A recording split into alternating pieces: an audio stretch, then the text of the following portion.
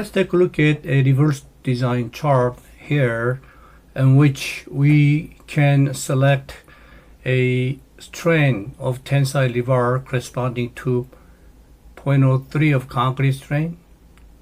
On the left ordinate and right ordinate, we also can select a compressive strain of rebar from right ordinates. It is also corresponding to 0.03 of concrete strain.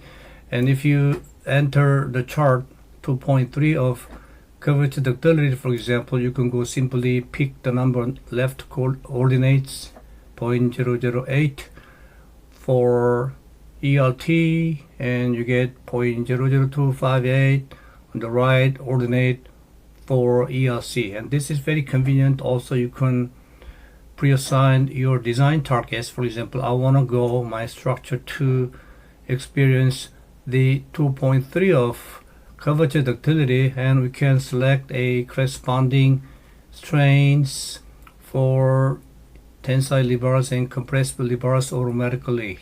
This is very remarkable task that is very challenging to do with the conventional design method. And how do we get it? This is very simple. If you remember this design table in previous clip, here we pre-assign the design moment strengths, in this case 2000s, and we also pre-assign curvature ductility of 6.0, and we perform a BS, back substitution method, which consisted of two steps. The first step was reverse networks, and second step was forward network, if you remember. So that we end up with all design parameters here. This is what we're gonna plot on the y-axis of the reverse design chart, and all we did here is to just iterate this curvature ductility, for example 1, 2, 6, and all the other parameters are fixed.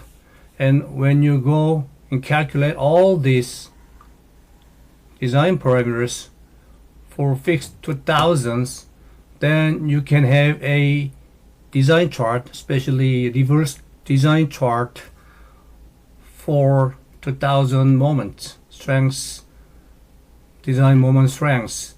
And we can change the moment also, maybe 3000, 1000, 4000 and 5000, for example. Then we have another diverse curve covering wide range of design moment strengths, whereas your x-axis varies 1, 2, 6 for curvature ductility, and so y-axis are these values.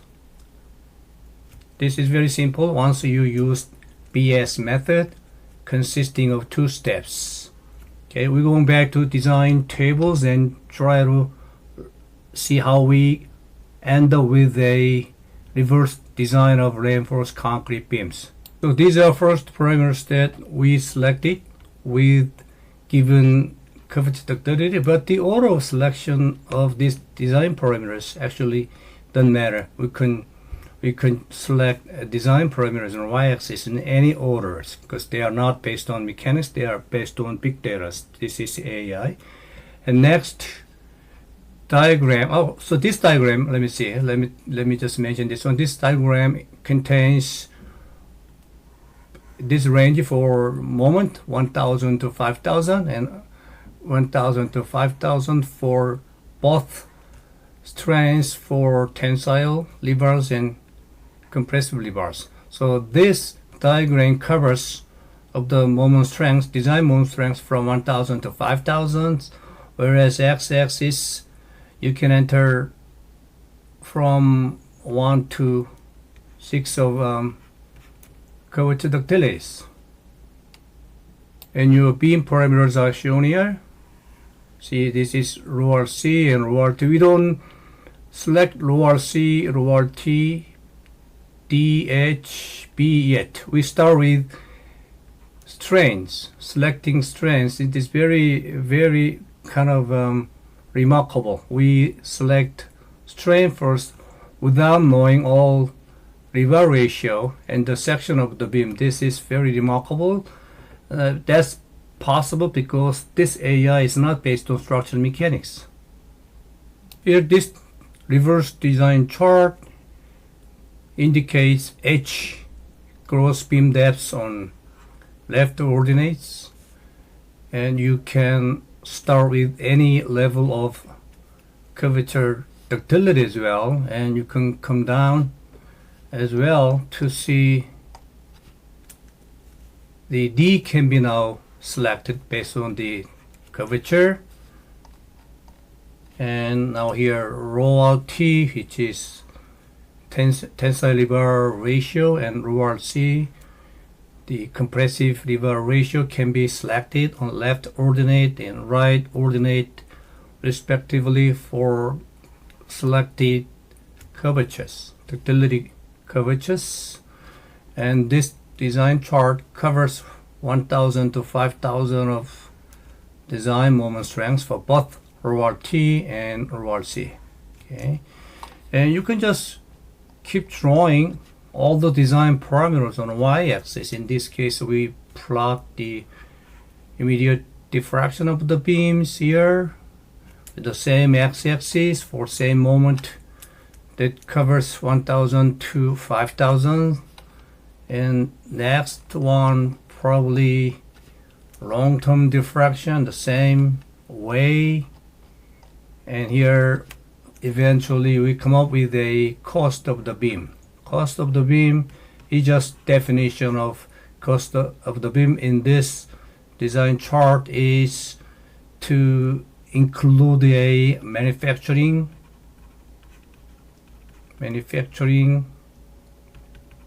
cost and erection cost. So this cost can be different from location to locations, from company to companies, to countries to countries. It really doesn't matter. This is when I gave you the example to show that the cost also can be selected directly from the given curvature ductilities. This is also remarkable. Without knowing all the dimensions here, rivers here, you can just go and select a cost first. That's possible because this cost here is based on big data sets, so that big data has all information to come up with the cost. We're not using a structural mechanics and calculating all the design parameters to come up with the cost. We don't do that in AI. AI go and select cost without knowing all these design parameters based on big data sets. This is very remarkable capability provided by the AI.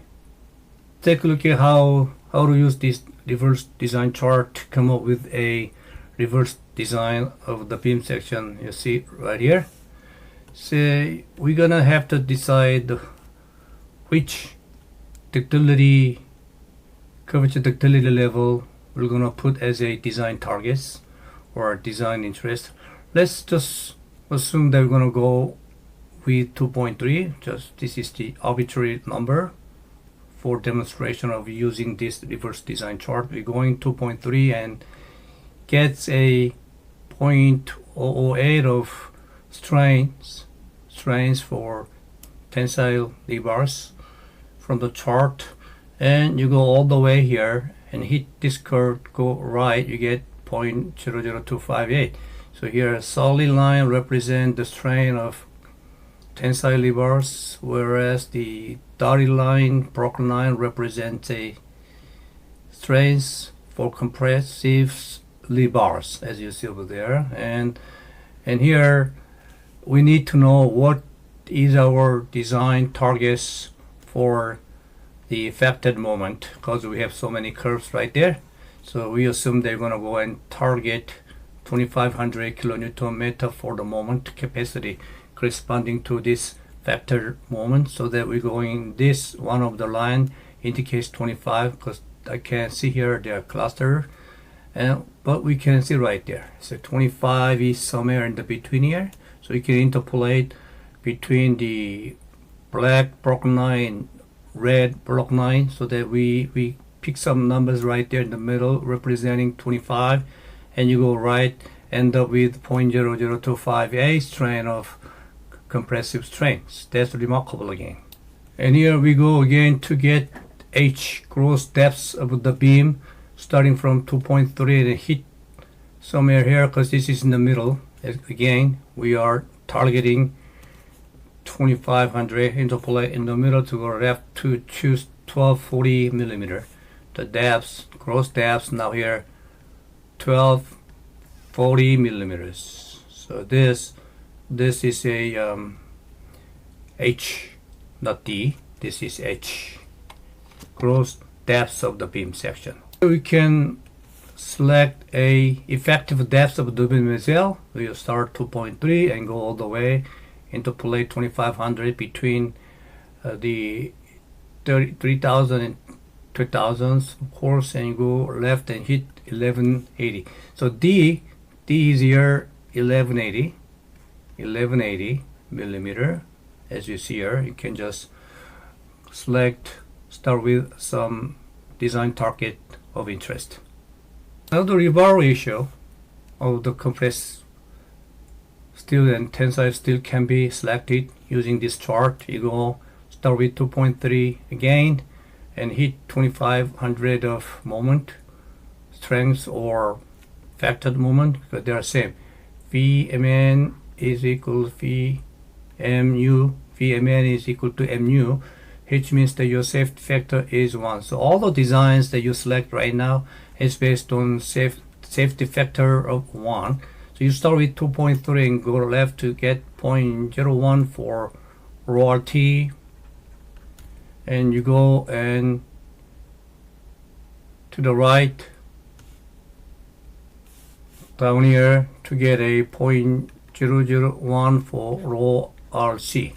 So rho, okay, as we see here, rho RT is selected as 0.01, whereas rho RC is selected as 0.0001, and it's shown right there graphically. One more time, these steel ratio are determined based on the safety factor of 1. Now let's take a look at, we want to select a immediate diffractions for given 2.3 ductility, curvature ductility, and we end up with 3.01 millimeter, whereas the limits is defined as L over 360 and L is 10 meter. Therefore, we are having 28 millimeter as a short-term diffraction limit. So this is less than a short-term diffraction limit, so which is okay. So we can decide the short-term diffractions based on reverse design chart. Whereas here we also obtained a long-term diffractions based on same curvature ductilities, which is 17.6. So 17.6 is less than the 42, which is limited by long-term limits, which is calculated as L over 240, that is 42 millimeters. So there's 17.6, which is obtained from the reverse design chart for 2.3 of ductility. Curvature ductility is less than 42, which verifies the design in terms of the long-term diffractions as well.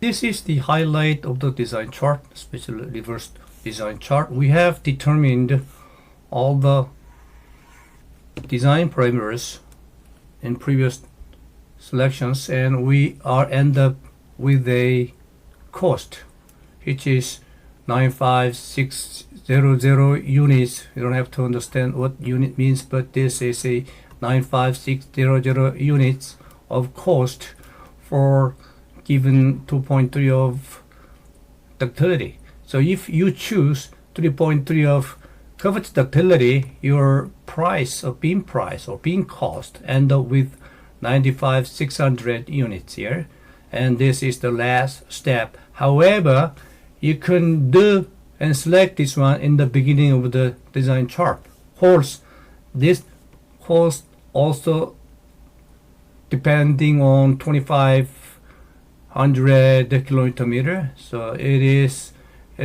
the design target as well. So actually we have two design targets here. This is our design targets that we put in the input side, and also we have design targets for curvature ductilities, and we end up with 95,600 units. And you can determine any parameters in any orders. It's a AI because AI is depending on the big data sets, not because of structural mechanics again. Now let's summarize design. We found that immediate diffraction 3.01 millimeter, which is less than the limit, which is 28, and long-term diffraction 17.6, which is less than 42. And we have here strain for compression side, strain for tensile side. I mean, this is compression steel and tensile steel. And we have a lever, top lever based on 0.0001 is a compressive levers, and tensile lever which is based on 0.01, and we have the 8 diameter of 29 millimeters are placed right there, whereas we have two 10 diameter levers are placed top over there, and we have gross H and effective D, and also we have a B over there, and this cost, this one, 95,600 units. And also this is strength compatibility works, and this all performed using a reverse design chart based on the big data sets.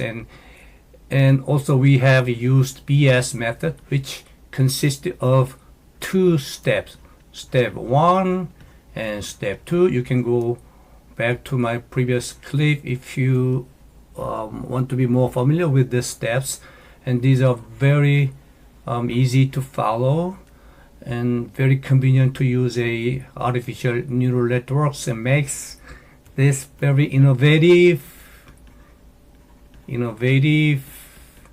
and new type of reverse design for doubly reinforced concrete beams, which is also ductile. Now we need to verify the design before we send this out to the site. If you see over here, these are the calculated based on artificial neural networks. Look, these are the selected from reverse design chart based on artificial neural networks. And here, these are the reverse input parameters, if you recall. And here, these are the ordinary input parameters. I mean by ordinary is that just simple inputs for your section designs, including FY, F prime C, L, B, MD, and ML, all that, so that we selected these design parameters, and these design parameters were plotted on y-axis as we saw so far. Okay, recognizing these inputs are for the calculations, which is used for conventional design. So you can use any software. We use AutoBeam that we developed to generate big data, but you can use any software, and having these parameters on an input side to calculate output parameters here. I'll say this is a Ford outputs, so nothing strange to calculate these outputs using a regular software. And if you remember, we had another set of another values for these parameters that we obtained from networks, artificial neural networks, and also using a reverse design chart. And we have chance to verify these two values right there. So one we get from reverse design chart based on artificial neural networks, and one based on the Ford calculation for conventional designs. And look at the errors are very small and negligible, acceptable for practical design applications. Well, we have a little bit of 2.5% error for strains. The neural network predicts 0.008, but the regular conventional Ford calculation gave us 0.0078. I don't think this is a big problems. It's going to pose a big problems, and the rest of the parameters demonstrate with very small errors. So, I'm satisfied with those level of errors. So it proves that the neural networks can be successfully used for reverse designs, especially based on the reversed design chart can be conveniently used for a reverse design of doubly reinforced concrete beams. And you can refer the paper for some of the aspects I did not mention yet because of the time limit. And you're welcome to find any suggestions, any future research areas if you can. Thank you very much.